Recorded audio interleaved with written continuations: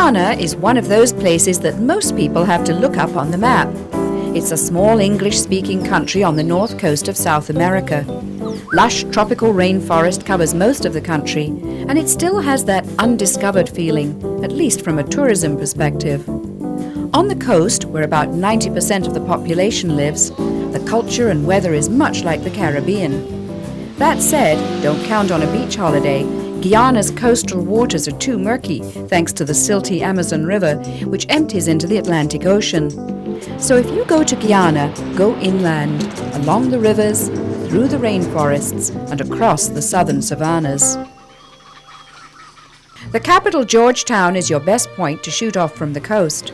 A day is just enough time to hook up with a local tour operator for inland excursions. And while you're at it, check out some of the city's architecture.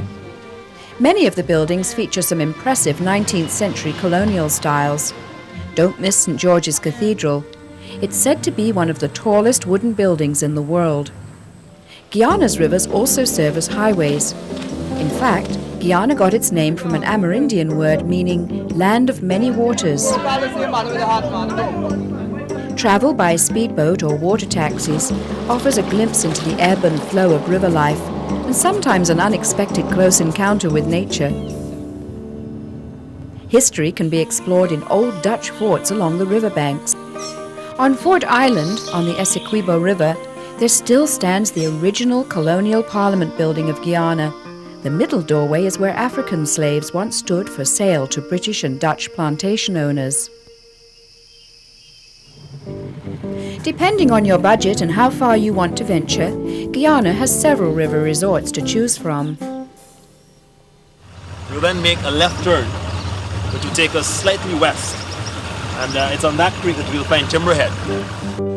The journey into this rainforest resort is rugged to say the least. It winds through some amazing jungle scenery along the Kamuni River. The resort, a few thatched roof lodges, offers hearty food and running water, but no electricity. So after dusk you must see your way by lantern light. Once the sun sets, don't expect a Caribbean-style entertainment scene, especially in the interior. Crocodile watching is the most popular evening activity. And beyond that, well, be sure to bring a good book.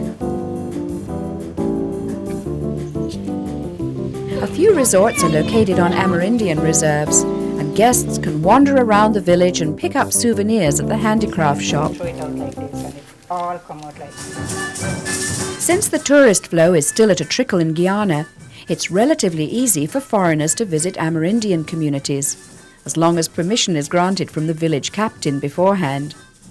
The indigenous people of Guyana belong to different tribes, each with their own languages and traditions, although centuries of colonial rule and globalization have left their mark on their culture. And today, Amerindians make up about 4% of the population. Because the British were the last to leave in 1966, most Amerindians speak English, which makes it easy to have a conversation. So you just make coffee, so you put in the water. The best way to explore the jungle is with an Amerindian guide. Without one, you can miss a lot, like spotting jaguar tracks. And they'll explain how different trees and plants provide traditional medicines and tools for survival. Deep in the forest is Kaieteur Falls, Guyana's #1 tourist attraction. Yet there's nothing touristy about this place. Not a single souvenir stand. To get here, you can hike overland for a couple of days. Or, for the less adventurous, there are flights from Georgetown.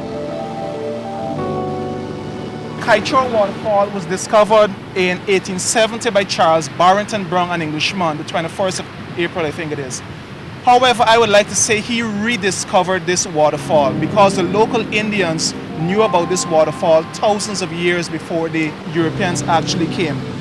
According to Amerindian legend, a chief sacrificed himself by canoeing over the falls in order to save his people from an evil spirit. With no railings, it's still possible to look right over the edge, especially at the spot known as Oh My God Rock. With a treasure chest of rainforests and rivers, it's easy to see why early explorers considered this place the mythical land of El Dorado. For more information, visit our website on topoftheworld.com. www.ccc.net.